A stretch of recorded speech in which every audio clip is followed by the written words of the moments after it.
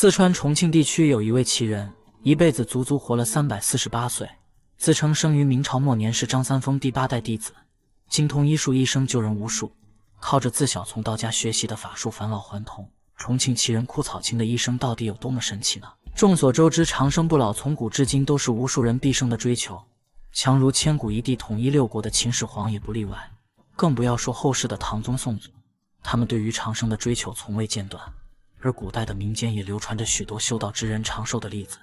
比如217岁的太极创始人張三丰，還有100歲高壽卻能一夜遇6女的彭祖，以及相傳活了1200多年的廣成子等等。但這些只存在於傳說中的長壽之人，到了如今已然无從考證。可重慶奇人枯草青的離奇傳說卻在當地人人皆知，當地甚至還流傳出了一首關於他的兒歌：枯草青，道法深，太上老君傳迷津。枯草青，醫術真，丹方勝過李時珍。枯草青，乃奇人，長生不滅勝真神。觀遠古，看如今，稱得天下第一人。相傳枯草青出生於1643年的明朝末年，那個時代戰亂不斷，枯草青的父母在他出生後不久便相繼離世，年輕的他只能跟隨着難民四處流浪乞討為生。而老天惡不死下家巧，枯草青機緣巧合之下被青城山的道觀收留，入門之後又被分到了龍門派之內，師父給他賜予了枯小青這個名字。年幼的他由於勤快机靈，很快便受到了師父的青睞。但世界上哪有什麼世外桃源，哪怕是深山中的道觀也不可能例外。師父的照顧很快引起了諸多師兄的不滿和嫉妒。時間就這麼過去了10多年，師父去世之後，枯草青也失去了庇護，師兄弟們也開始對他進行打壓排擠。因此尚未真正成年的枯草青不得不離開青城山，再次流浪。很長一段時間裡，他給大戶人家当過雜役，也曾跟着車隊去到東北學習木工，甚至窮困潦倒之時還當過苦行僧。最後結束了幾十年漂泊的枯草青再次安定下來，他重新拜入了道门，開始修習悬壶济世之法，從此也就開始了他傳奇的一生，更是在接下來的日子裡被当地人稱作活神仙。多年以後的枯草青修道有成，選擇了下山。有一次他来到了如今的重慶通良縣，當天大雨滂沱，躲到了一戶人家的屋檐之下避雨。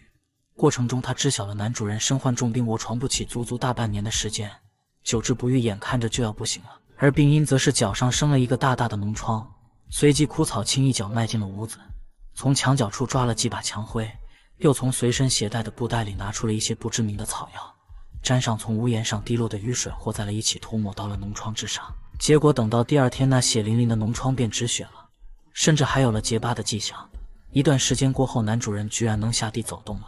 也正因此，是枯草青在当地出了名，附近的村民都前来找他看病。而他治病救人的方法看似像江湖上骗人的戏法，卻每次都是藥到病除。而接下來關於枯草青的離奇事件，則是當地人傳下來的。時間到了上個世紀60年代，附近鄉鎮的米面糧油都存放在大堆的倉庫中統一保管。這一年蝗災鼠疫頻發，滿大街的老鼠像是不怕人一般胡亂奔跑，糧庫更是受災最為嚴重的地方。眼看着幾千斤的糧食要被老鼠霍乾淨，卻沒有絲毫辦法。這個時候隊裡想到了枯草青。枯草青說到，鼠疫一旦泛濫，老鼠就會成了精，一不怕貓，二不怕人，